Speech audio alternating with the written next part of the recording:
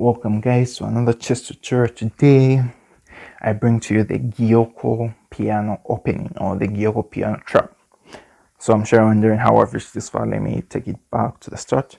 So the Giuoco piano starts with pawn to e4, pawn to e5, knight to f3, knight to c6, bishop to c4, bishop to c5, pawn to c3, then knight to f6. So from here, black has initiated the two knights defense. This is a two knights defense from black, as you can see. So from here, we'll discard the pawn in e4 and take the pawn to d4, the pawn from d2 to d4. Black takes, we retake. Black attacks by checking the king, then we block with the knight. So from here, black will take, thinking, oh yeah, it's a free pawn. And then we disregard it, like it's okay. We now castle to the right side. After castling, black continues to take. We retake, black takes, thinking it's another free pawn. Then from here, we do not move the rook.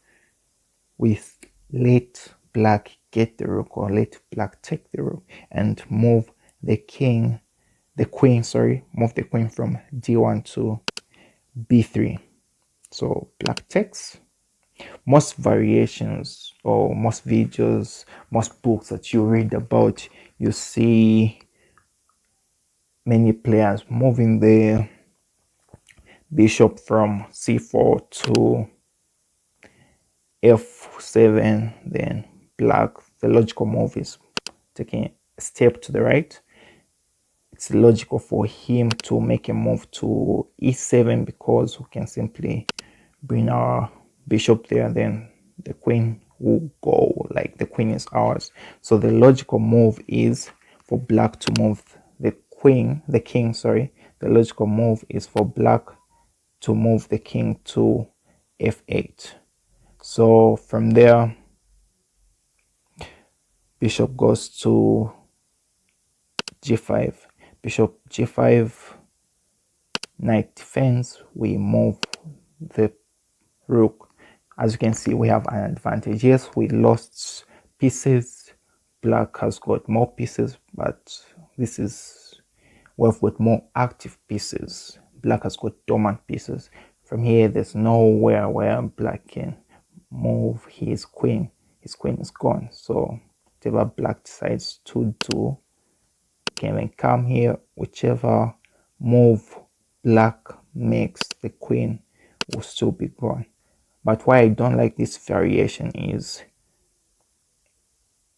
so like we're on this point, right? And then my bishop goes to f7. Then black moves. We bring our bishop to g5. Instead of black defending, if black decides to attack, just this one simple move is like can be really catastrophic on white's part. Because from here, if we decide to retake, black will take. Yes, we'll take back, but as you can see, black has got more pawns, more pieces. I wouldn't call this an advantage. Like, yeah, black has to move. Black can even go there and then, like exchange. Let's trade off pieces. If we trade off, and you see, white only has one knight, one bishop, and one rook. And then from that same variation of saying, okay, we will not take the knight since the knight attacks, and then say, okay, let me move my queen here so that I can defend both bishops. Or from here, black can still take. That's a check, so I'll either have to move my piece or take. Moving it wouldn't be wise because black will continue taking. So the wise option here is to take the knight. So once black takes the knight, once white takes the knight, black can simply defend. We take, he takes back. We're no longer in that position, because if we come here so that we can, maybe if white doesn't see, and then come here, it really won't work, because okay, this is a very clear move. So black was simply move the piece there, and then black is back to having the advantage. That's why I do not like using the variation that most people use, because if you use this variation, only works if black decides to block with the knight. That's how it works. Black attacks, it won't really be effective. So for me, what I choose to do, I haven't really seen a video on this, so if there's a video on this, then I didn't see it, but I haven't seen like anyone do this yet. But maybe I didn't just watch enough videos or read enough books. But what I choose to do is move from f1 to e1, instead of moving the bishop from c4 to f7.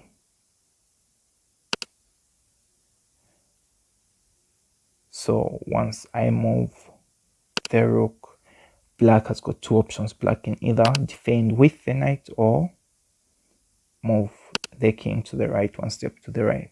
So let's consider both variations. If black decides to defend with the knight, I'll simply check. The king has to move. That's the only place he can move.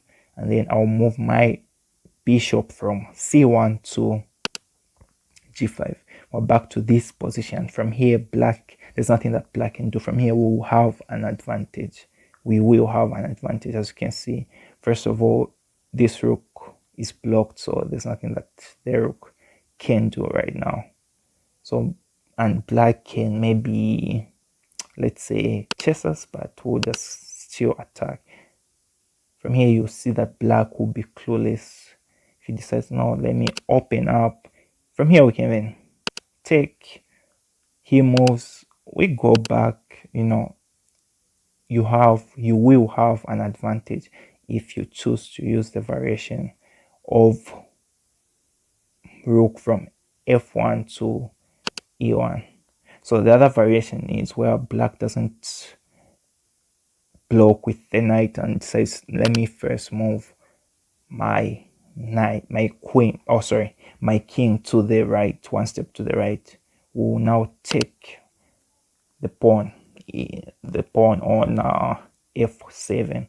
So from here, black has no choice but either to defend. The reason why he has to defend is that we can move. If he decides to play any other move, I can simply move my rook there, and then the queen is gone. So black has to defend. If he tries to attack, like as I showed you in the other variation, here we can simply take. He takes, and then we're back to here. So from here, you can see it will be dependent on who.